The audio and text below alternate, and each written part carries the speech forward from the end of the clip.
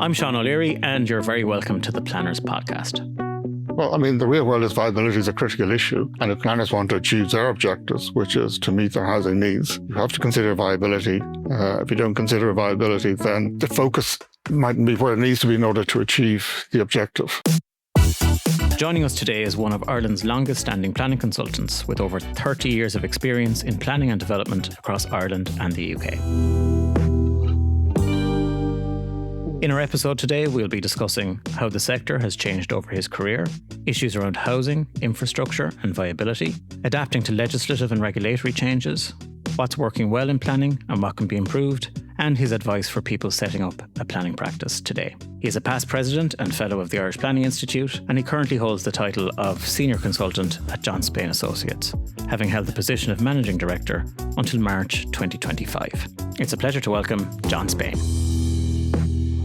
John, thanks a million for doing this. I suppose the first thing that I did want to ask you is, so you did a Bachelor's in Business Studies in TCD, but why did you decide to go into planning and do the MRUP in UCD? Yeah, that's a good question.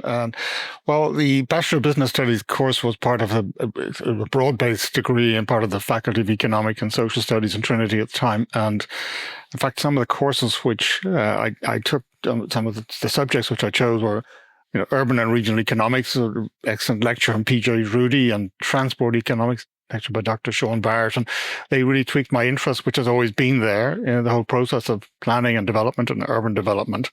And, I wanted to pursue that further. To make a big decision in graduating from Trinity, whether to pursue the standard approach of business studies graduates, which is most of the class went off and did chartered accountancy, and that was well lined up to do that. But I actually took the decision to pursue my interest and pursue a career in planning, which I had a passionate interest in, and to follow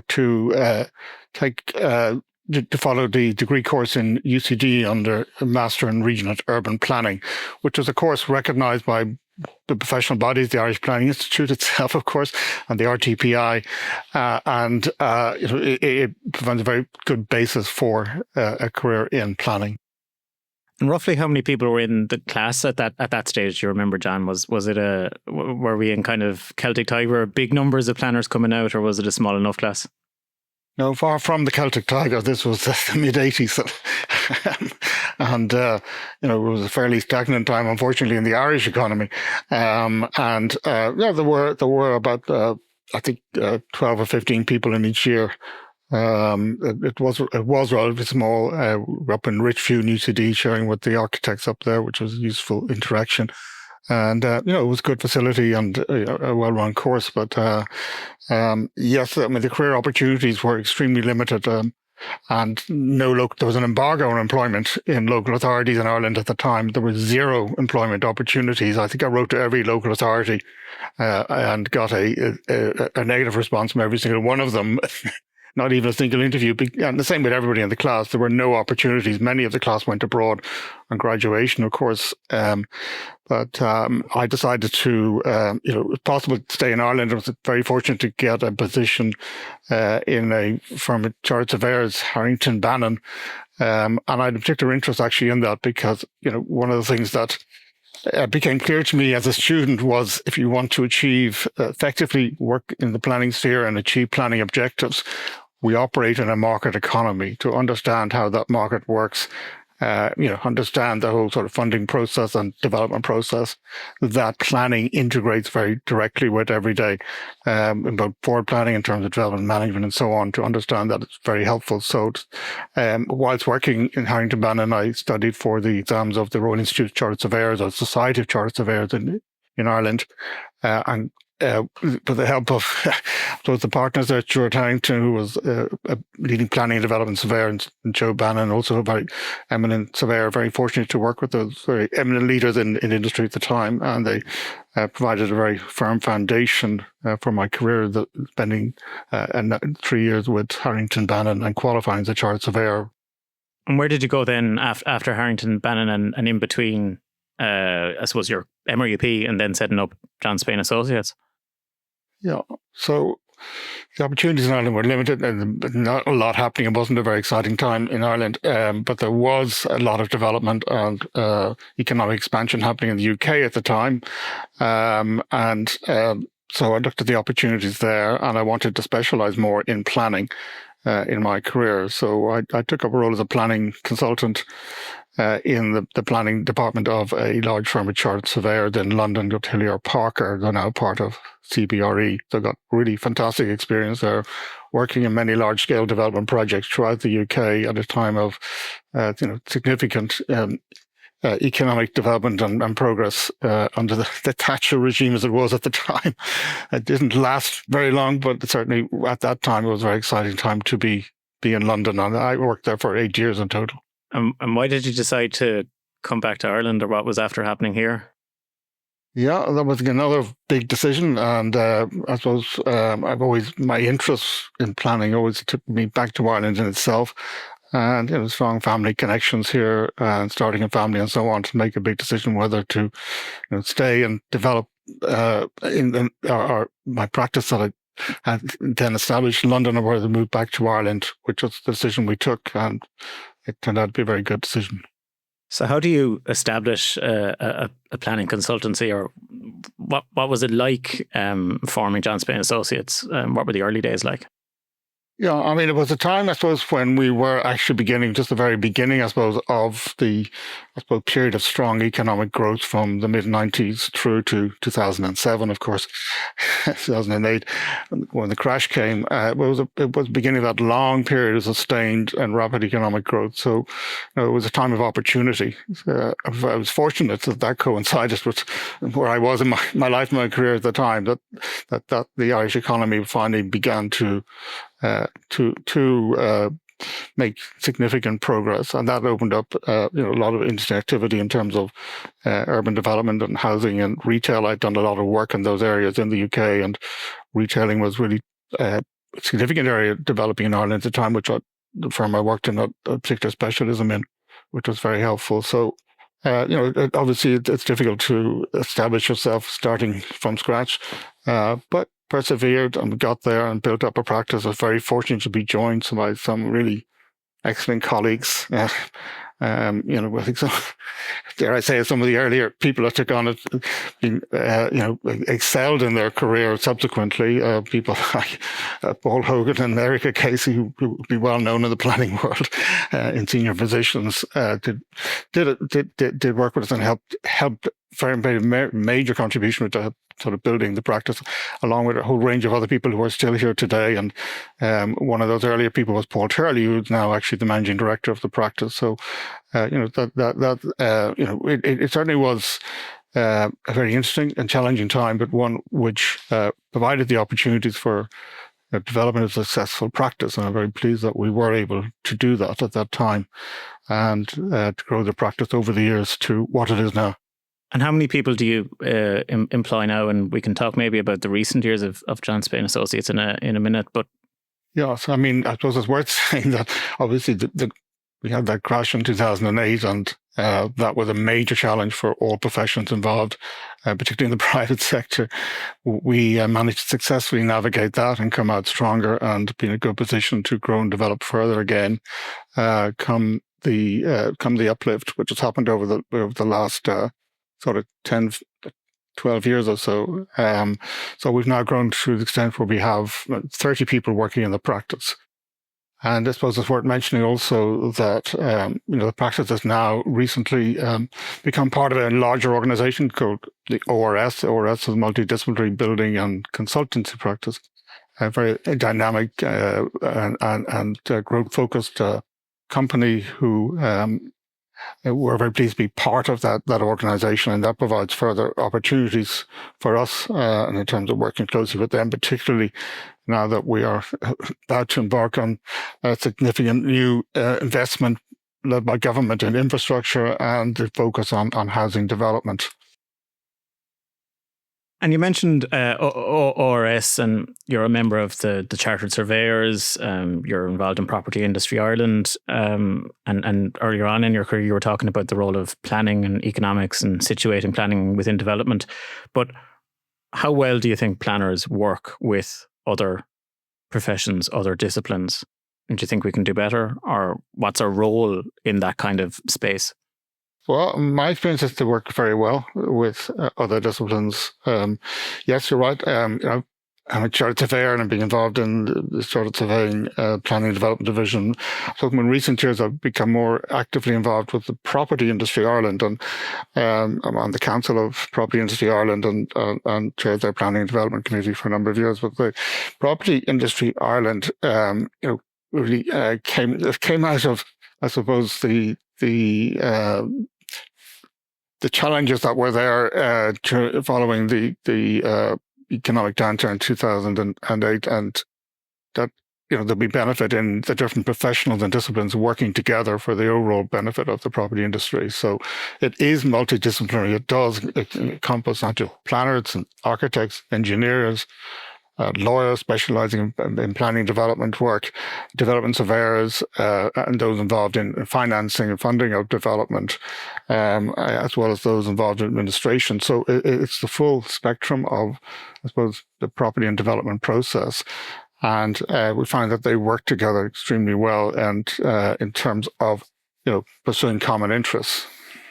And indeed, in our practice, as I'm sure you'd be aware that we work in project teams, and most of our projects we work in project teams of architects and engineers, and ecologists, conservation architects, a range of different specialists and professions. And certainly, there is a very collaborative approach between the different professions and a high degree of understanding, amongst them of the planning process and how it works.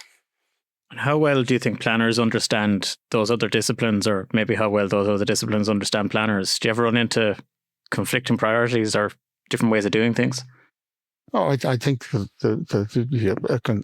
sort of constructive interaction there, and obviously planners working in the private sector work closely with them, but also planners in the public sector working on public sector projects equally. So, I think those working in sort of development management and local authorities and so on may not always have that same exposure, but I think they do get to know them, and through consultation meetings and so on, to get to know and understand certainly, again, I think certainly there are no difficulties or barriers in that sense, because it works well. I want to take you back to when you were president of the Irish Planning Institute, which was 2001 to 2002. And I suppose you mentioned that period of rapid economic growth. So you've planning during the Celtic Tiger. I'd be interested to hear what it was like working as a planner, public or private practice, during that period. And also we had the 2000 Act coming on stream, which is relevant to people listening today. What was it like in that kind of, I suppose, boom period? Well, as with now, I suppose it was a period of significant change and significant advancement in terms of planning in Ireland, and in terms of the whole development process, in terms of a rapidly growing economy, rapidly growing population, and many of the things the challenges we have today in terms of housing delivery, in terms of resourcing of the planning service, were very much to the fore at the time. The Institute was very involved, obviously, in addressing these issues, with working with the relevant agencies and so on. And the Planning and Development Act 2000 was the first rewrite of the entire act. We had another one recently in 2024, of course, and followed on with that with the regulations. So I think. But that was a very positive step forward, I think, at the time, that legislation, and it was an exciting time to be working in Ireland, and a time of progress. And one of the key things that the planning profession was focused on was ensuring that and making the case that particularly planning authorities did resource properly in terms of qualified professional planners fulfilling the planning role, which had been an issue up to then, but that was largely addressed. And there was also a significant expansion of the education sector in planning, and degree courses available and places available to help sustain the needs of the profession and the planning service going forward. What's it like advising or working with or supporting public and private clients during that kind of legislative change? Thinking back to 2000, obviously there's been a lot of changes since, and then the 2024 Act. But how difficult is it for a planning consultancy or a planning consultant to keep on top of the changes and then actually having to work with a range of clients on it? Or what way does that work? Yeah, I mean, then was a time of change. Now is a time of even greater change, I think, in terms of planning legislation, planning policy, planning guidance.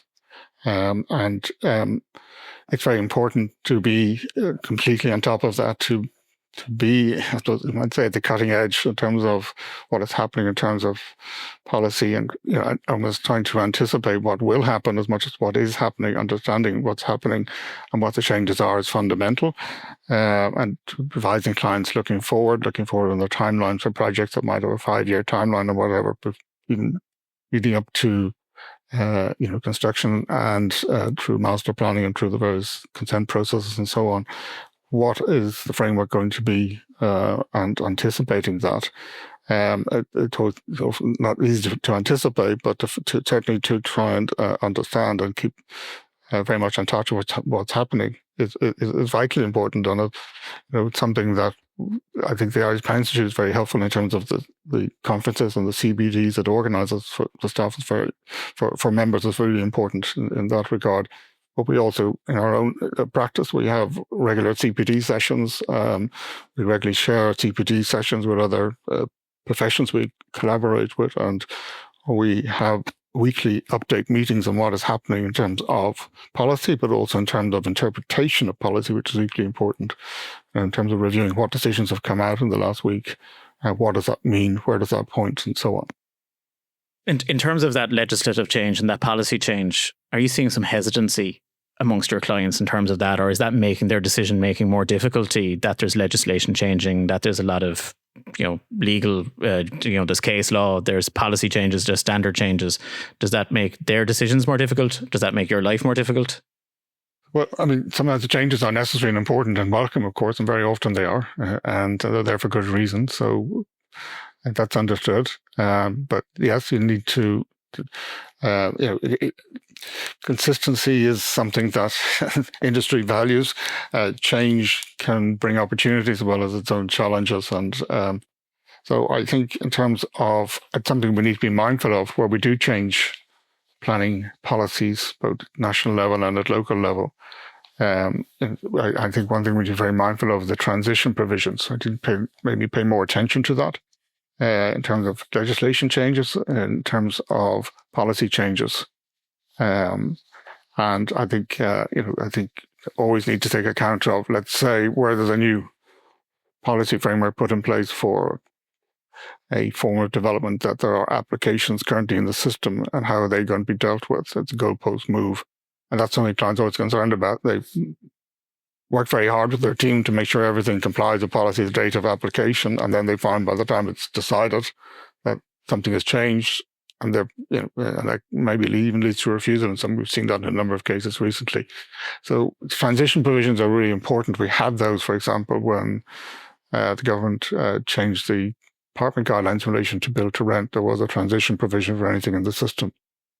We don't always have that there. We didn't have it when the density ranges and density caps were brought in 2024, and that caught out a number of applications. So that highlights the importance of transition provisions, both in policy and legislation. And then two of the big issues facing, I suppose, planners and facing all of us is housing and infrastructure. Like from the John Spain Associates experience, what sort of barriers are you encountering when it comes to the delivery of housing, and what sort of housing projects are you working at in the first place, and how is that actually working out in practice? Yeah, well, the key barrier to housing delivery is the viability of apartment development in Ireland at the moment. That's probably the number one. And I suppose second, aligned with that from a planning perspective, is confidence in the planning system. And we have seen major challenges in both of those arise in recent years. We saw significant acceleration of housing applications, housing development in the period from, say, 2015 to 2022. Up to 82,000 housing units were applied for permission in 2022. And then we see a very significant fall off of that in 23, 24 and through to today. That's partly because of national factors and partly because of international factors. And on the viability side, it's happened because of the concerns of funding industry in relation to increased interest rates, which is an international situation, increased construction costs, again, right across the world. So they really, fundamentally affected the viability of apartment development. And that was aligned in Ireland with, I suppose, a concern about the planning system, quite frankly, because around that time we had the beginning of significant delays in decision making within the system. I think we were aware of the difficulties on Board Pleanála particularly faced at the time in terms of number of board members and so on, and there was a period for very limited decision making, and took a while for that then to be addressed. It has been addressed, and addressed very well, and addressed very clearly now. And the board is far better resource now than it ever was before, and that's hugely positive. But that message needs to come out, and I think we'll see that come out, that we are now making planning decisions in a much more timely manner, and there can be more confidence in the planning system. And to get the other factor in that confidence was the emergence of a very high level of legal challenges of judicial reviews to planning decisions, and an extraordinarily high level of quashing of planning decisions, particularly in housing. That emerged in 2020, 2021, and we saw that really become a very significant issue. So again, the government has set out to try and tackle that through reforms in the planning legislation to make it more robust in legal terms. So there are things within our control and things that we can't directly control, but those metrics have improved recently in terms of viability, but not enough to lead to a resurgence of investment, particularly international funding, international investment in housing in Ireland and in apartment development. A series of further measures are needed. The government is extremely focused on this, is very aware of it, and is working hard, I think, to bring forward these measures. And we've seen a number of significant announcements just in recent weeks and months in this respect. Two things you mentioned there. One was on Board Pleanála and the delays there in recent years, and then the other thing was judicial reviews. How I don't know if you can quantify it or if you have it off the top of your head, but like how big an issue was that for you?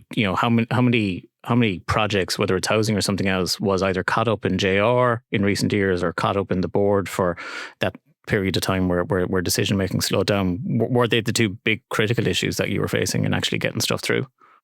Well, one thing that became clear in all this was how important timelines are and timeliness is to the international investment market in housing. Like, they need to know when they're going to get their money back, if you like. What's the timeline they set out?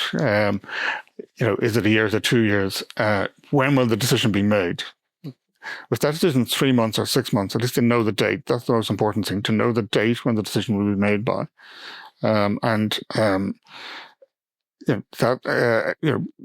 Uncertainty in the decision-making date and the long delays that had more than 2 years in some cases in housing schemes, in decision making, and in the further delays in some cases of judicial reviews in the courts, again dragging on for a number of years in a number of cases, and the uncertainty of outcome also. So uncertainty of outcome and uncertainty of timing leads to an issue of confidence in the system. So we need to focus on reestablishing certainty and timing, and I think we'll never have certainty of outcome, but on greater confidence in the potential for positive outcomes from the process. And I think we have made good progress in that. I don't think it's been fully recognised yet in Ireland, and certainly not internationally, in terms of, I suppose, the resourcing of Board Pleanála, and in terms of the large-scale residential development process is working well, and very well, really, I think. And there's a bit of a time lag between, these improvements coming through, which they are doing in terms of the decision-making timelines and the outcomes, and response from that in terms of investors. But really the key thing to address housing delivery in a sustainable manner is to further address the issue of viability in apartment development.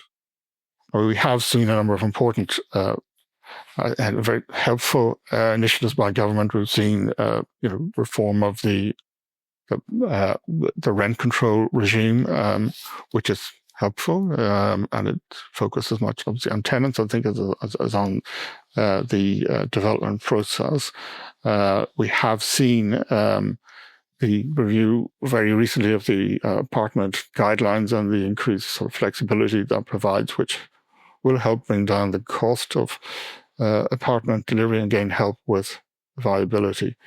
Those measures together are probably, while it's helpful, not sufficient yet to lead to a very significant uplift in investment in planning applications and development of apartment schemes. And I think there will be some more initiatives, particularly on the financial side, that will be required. And industry talks about the need, for example, to address issues like VAT rates or a more fundamental addressing of the issues around levies and so on, to look at what changes can be made in terms of the fiscal framework for housing and apartment development that will actually now lead to the market saying, yes, this works, this is viable, we want to be in there. Let's invest in Ireland in housing development, let's invest in apartment development on a substantial scale, because that's what we need to meet our housing requirements as set out in the review of the National Planning Framework, 50,000 units per annum over each of the next 5 years on average. And when we're talking about tens of thousands of units, something that is raised is kind of that issue of unused permissions or permissions that are existing that aren't being built out. Is viability, do you think, at the core of why those existing permissions aren't being used? It is viability at the core where permissions are not implemented. And along with measures to address viability, I think another of the welcome recent initiatives by government is to bring forward legislation for enabling extension of duration of permissions. Because once a permission goes past, say, third year, only 2 years left, or even beyond that, funders will say there isn't enough time left to be confident that we've completed, so we're not going to start. It just isn't the time left, and to take the risk of we may or may not get an extension of duration on substantial work. We don't take a risk around that. We need to know for sure how long we have to finish the scheme. If we're going to start, we need to finish. And so that was helpful, certainly. In terms of, we're always going to have an element of unimplemented permissions. You do, not just in housing, all forms of development. And we have to factor that into the equation. We've done some analysis in the practice on the numbers of planning in terms of housing use for which permission is applied for, the numbers of those that were implemented. If you take optimistic assumptions that say 70% of all permissions will end up being implemented, which is higher than the average, is lower than that over the last 5 years. But if you take that going forward, we are, over the last 2 years, we have sufficient number of units being applied for permission, about 46,000 in 23 and 24. When you allow for those that get refused, you allow for those that get legally challenged in the courts and so on, and to allow for that implementation rate. That, I suppose, in an optimistic scenario, can deliver a maximum of 25,000 houses a year. So currently our planning system, what's going in at the beginning of the pipeline, can deliver 25,000 per annum. We need to get to 50,000.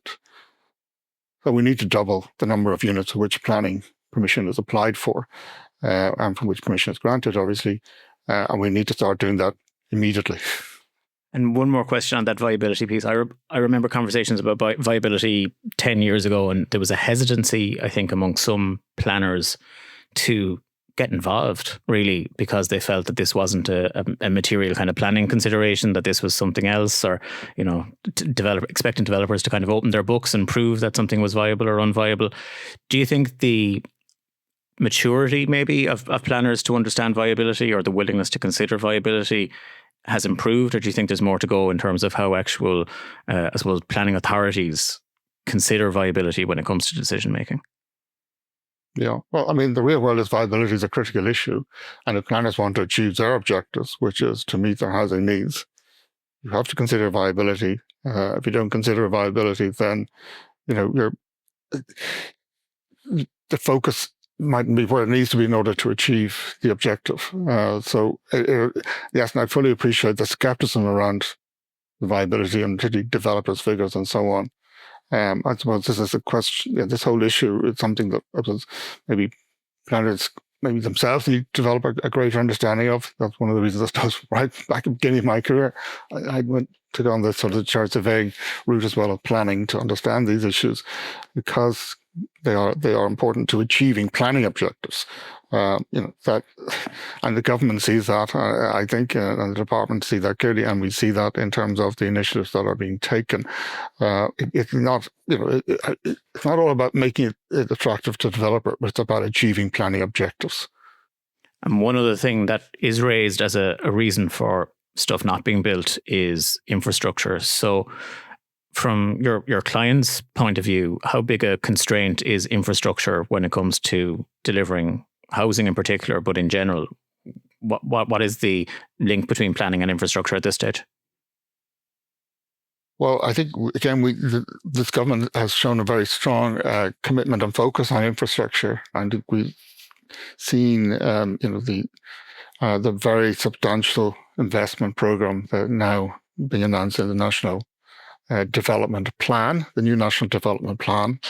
We understand that will provide an investment of the order of 200 billion over the next 10 years, 100 billion in the next 5 years. And that will be focused on the much needed areas of the water services, and transport, energy, and of course, housing. And that is very welcome, that increased focus. And there is a large gap to make up in all these areas at the national level and at the local level. So in terms of housing, what's perhaps even more significant is the local infrastructure, much smaller scale infrastructure that doesn't really attract the headlines and often gets left behind really without a clear delivery mechanism and a clear funding stream.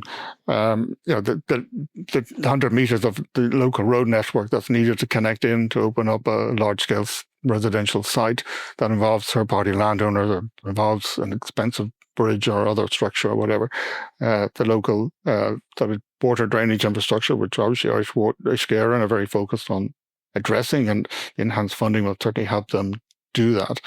The coordination of that investment with the planning process is something I think we can focus more on going forward. And perhaps we need some new mechanisms for delivery of that very localized infrastructure, very clear, funding allocations to it. And I think one example of that perhaps we can make better use of going forward is the URDF, the Urban Regeneration Development Fund. And we've seen that actually greatly help, for example, in Clonbarris, which is a strategic development zone in West Dublin, which has benefited from in 2021 an allocation of over 170 million towards the local infrastructure, opening up that extensive land bank for housing development. And that has been rolled out rapidly. That infrastructure is being delivered right now, and very substantial new housing development is taking place there right now in tandem with that. So that's a model maybe to look at. And the URDF maybe is something that perhaps should be done at least on an annual basis. That are similar structures which channel the necessary funding into the local infrastructure that's needed for housing to unlock housing land, and provide aligned with that the delivery mechanism. And in that case, the specialist company was set up jointly by the local authority and the landowners to actually bring about the delivery of that local infrastructure. So that's a model we're looking at. But I think the Housing Activation Office that's now being established will have a very important role to play in this, we understand. And what's working? You gave some examples there, but what's working well in Irish planning, or what has improved exponentially over the course of your career that you now actually think, this is a planning system, or this is a process that actually works? Yes, well, I think we touched on some of those already. So in terms of, particularly, I mentioned one thing that is working well is the LRD, the large-scale residential development process. And that sets out some, obviously, statutory timelines for both planning authorities, which they've always had, but also for the board. And what's important is that those timelines are being adhered to. So investors and developers can have confidence. They know when they're going to get their decision. And I think it's great credit to local authorities and the board the way they have actually stepped up to that role and are delivering on time. And the other aspect of that that's working very well is the pre-consultation mechanism on the opinion stage prior to lodging your application. And local authorities, again, have put substantial resources into that and helping developers ensure what they put in is what is needed, is what is required, and is what is acceptable. So I think we've seen a relatively high grant rate. We've been involved in some very large, complex schemes, maybe 800, 900 units with a lot of complex planning issues around them, which have been decided within 8 weeks by the planning authority, and where they're appealed have in each case been decided in 16 weeks by the commission. So that is working well, and I think that forms a good basis for going forward in terms of our housing delivery process, provided we can address the viability issues.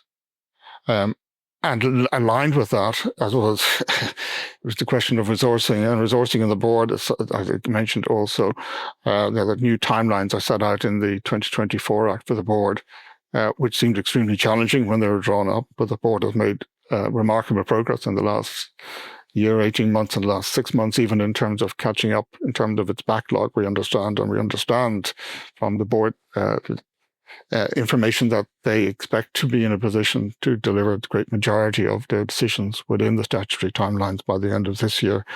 And we are already seeing quicker decisions coming out. So again, that is working well and will work better, I think, as we go forward. Again, restoring confidence in the system. And we have a plan-led system. We have a well-structured system to national, regional frameworks, development plans, and local area plans or other forms of local plans as now will be prepared under the new Act.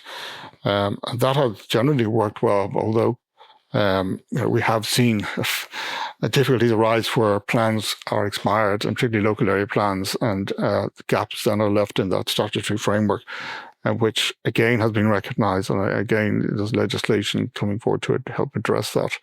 That gap, and bringing forward, just plugging that gap in terms of the local area plan coverage is very important, and that's done very quickly. But overall, we have a robust plan-led system. And then on the other side of that, is there one thing that you think should improve, or is there one thing that you wish we did better? Well, there's always things we can do better, but there are plenty of things we can do better. But I suppose in a general sense, I mean, what would really again help in terms of, I suppose, again, confidence in the process is consistency in decision making.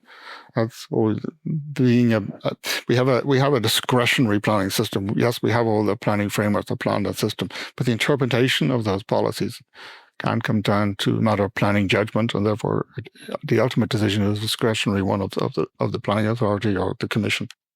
And if we can get greater consistency through that process, which I know is something the planning system is always striving to achieve, and through guidelines and through the plan process, then that would be very helpful. I previously mentioned the importance of putting in place appropriate transition mechanisms when new guidelines come out, new development plans are made, and so on, so that schemes already in the system are not caught out, and they can continue to proceed. Transition provisions in the way the plans are made as well. We've seen maybe some gaps in the Planning Act on that, but we've seen those gaps now being closed through. Already we have an amendment to the Planning Development Act in the Planning and Development Amendment Act 2025 that's just been passed by the Oireachtas, which tweaks a few of the details in that regard, which is helpful. And I think we might see some more of those coming forward as the various sections are commenced. I do think one area that perhaps come back to housing again, that perhaps could do with a review right now would be the density ranges, particularly the upper level of those ranges, the density caps in effect as they've been applied, which were introduced in 2024 in the Sustainable Residential Settlement and Sustainable Residential Development and Settlement Guidelines. And the first time we have upper limits on densities. That did catch out quite a number of applications already in the system. And we question whether in city centre locations and locations on public transport, is there an opportunity to actually achieve more compact forms in these locations, and those guidelines provide for and make better use of the urban land in those locations and of the transport infrastructure that's available. It will vary case by case, but perhaps there's a need to review those caps to allow fully achieve a compact urban form going forward. And in terms of development plans, and I think we have very comprehensive development plans. Perhaps too comprehensive. They've got very long and very unwieldy, and far more policies and objectives in there than we've used to have. And that kind of opens up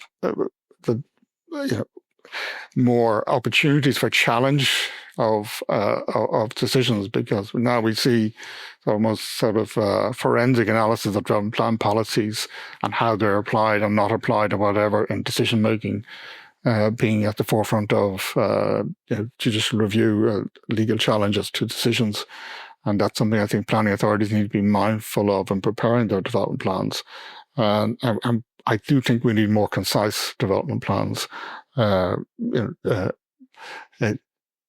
Less wordy, more concise plans going forward would certainly be beneficial. Do you see anything in the 2024 Act that's going to enable that, though? Or I know the shape and the structure and the types of development plans is going to be changing, but realistically, is there anything without a wholesale change? How different do you think those new development plans are going to be compared to the sprawling development plans that we've become accustomed to? Well, certainly new types of local plans. In terms of development plans, the big changes, there'll be 10-year plans. And that's welcome in terms of particularly setting out core strategies and so on, looking at the housing development process. You really have to look 20 years ahead. Not even just 10, but 10-year plans will certainly help focus on the timeline that's needed to ensure consistency in housing delivery going forward year on year. So that is certainly a positive step, although I would say that 10 years is a long time and things do change and are changing all the time. So there is a need for, I believe, a full interim review, not a new plan, but a full review of that involving public consultation, not just an internal review, but a public consultation input to a review after 5 years. And if that throws up, policies or objectives which need to be amended to deal with circumstances at that time, then bring forward a variation at that stage. So that's something I think that, I think that might emerge as an issue, the need for an interim review of those 10-year plans, but absolutely planning for a 10-year period in the plan itself is positive. So you're now a senior consultant with JSA. You are managing director up until March of 2025. What, over your time with your company, what have you been involved in that you're particularly proud of, or what projects did you find particularly interesting that you're looking back on now as you move into this phase of your career that you still think were big achievements? Yeah, I think it's always interesting and indeed rewarding when you walk around our towns and cities and you see projects that you've worked on come to fruition. You see it actually there in front of you. As the planning stage usually don't, it stops even pre-construction to a large extent, and then but actually see the finished product is very rewarding. And we've been fortunate as a practice involved in a significant range of projects throughout the country, throughout our towns and cities, and I suppose it's hard to pick out any in particular, but I suppose there are some that have won awards and whatever and have been well recognised as particularly good examples. I think, for example, just want to mention the Marianella apartment scheme in Rathgar in Dublin, one of those, and there are numerous others as well. And I think a project I found particularly rewarding because the way it's working very effectively and efficiently, and the speed of delivery of housing and so on, is the Clonburris project, which I mentioned earlier, involving both the housing and infrastructure side there. I think Dublin Docklands is an area we've been very involved in for the last 20 years or so, and that's been very interesting. And the rollout of that, the former Docklands Authority plans and the current SDSL planning scheme has worked well in terms of as a mechanism. Although, of course, many will question whether it's fully realised its potential, of course, in terms of its scale. But nonetheless, it's worked well at that level. And, we walk around there, you see the schemes like the Spencer Dawkins, but more recently completed Spencer Place with the headquarters of Salesforce and the convention centre and the Tree Arena, two of the sort of key projects in Docklands that we were involved in and contribute greatly to the cultural life of the city. I suppose one that particularly stands out in that respect is the Boland's Mills project in Grand Canal Dock. We got involved in that back at the very inception of the project in early 2013, and when, like most such landholdings, they were subject to appointment of a receiver by NAMA, appointed by the receiver to bring forward a master plan initially on that site. And that master plan fed into the preparation of the planning scheme by the City Council for the SDZ. And the planning scheme in turn led to the planning application. One of the first large-scale applications to be lodged there was for the Boland's Mill site, which was granted by the City Council, and has recently been formally opened and constructed. It was acquired by Google, and we continue to work for them in terms of various amendments and upgrades of it. So it has been, I think, very successful, introducing 3 new mid-rise buildings, a mix of offices and residential, and through the revitalization and conservation works to a range of protected structures and the creation of a series of new public spaces and walkways through the site, connecting with the external environment and including cultural uses. There will be a range of bar, restaurant, and market uses that opening up shortly as well. And all that ties in with the work City Council is now completing in terms of the upgrade of the public realm along Barrow Street itself. So I think that's an exciting new sort of quarter of the city, and it's been very interesting to be involved in from inception right through to final completion. And what advice would you give to somebody who is thinking about setting up their own private practice today? What have you learned over the 30 plus years after setting up John Spain Associates? Yeah, I think anyone setting up private practice has to be very clear, what service you're providing, what your target market is, and ensure that you are fully equipped to take a leading role in that. And I think what's absolutely sort of critical, we always say, is understanding your client objectives, because that's whether your client is planning authorities in terms of preparing framework plans or master plans, or whether it's housing association preparing their schemes, or whether it's private sector development, renewable energy. We work in all these sectors, but understanding each sector, it's somewhat different. Understanding the requirements and understanding how those sectors work, and understanding what you need to do to help them. The focus has to be on achieving the client objectives to be successful in planning consultancy. And just finally, is there anything that we didn't talk about, John, that you wanted to cover, or anything that we didn't get to that you wanted to mention? I could just mention, obviously one of the key challenges we have at the moment is the implementation of the 2024 Act, and the department is doing a lot of work on that in terms of bringing forward the regulations and the circulars on that. And there's clarity, hopefully coming forward on in terms of interpretation of some of the provisions in there, which will be important. And I think it'll be very helpful, I think, to the success of that challenge for the department to work closely with the profession in terms of developing the sort of detailed nuts and bolts aspect of it. Because that's where the success or otherwise often depends on is the very micro detail in the regulation or in the guideline. And I think that those working across the planning profession, consultancy, but equally more so in the public sector, and have a lot to contribute to that. And I think we saw that kind of collaboration happen in a number of previous initiatives, such as in the drafting of the detail of the LRD legislation. I think that would be very helpful in terms of drafting the details of the regulations, circulars, and guidelines that will go with the implementation of the Act, because there are very substantial challenges in that for the profession. And we'd all, of course, have to get used to the new terminology. For years we've talked about Part 5 as being social and affordable housing. Well, going forward, it won't be Part 5. It'll be Section 246 of Part 7. But we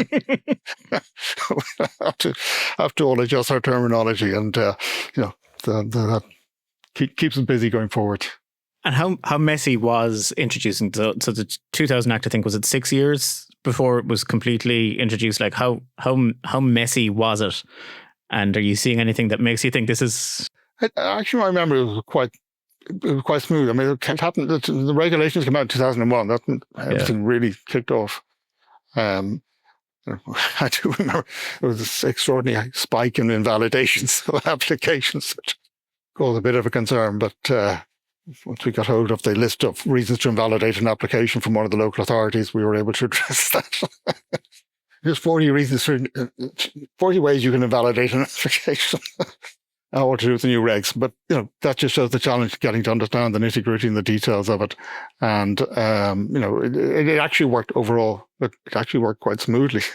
With my memory of it at the time, that maybe time makes it seem like that. But I think there are more challenges in the new Act, quite frankly, than we had then. It's because the complexity has grown significantly, inevitably. Thanks a million for all that, John. I really enjoyed that. You're very welcome. Thank you. If you would like to find out more about what we covered in this episode, you'll find notes, links, and more in the description area of this podcast. Do remember to press follow for our show so you'll get the next episode automatically, and remember to share it with a friend in the sector. Just tell them to search Irish Planning Institute on their podcast app. Our podcast today was produced by dustpod.io and brought to you by the Irish Planning Institute. From me, Seán O'Leary, thank you for listening.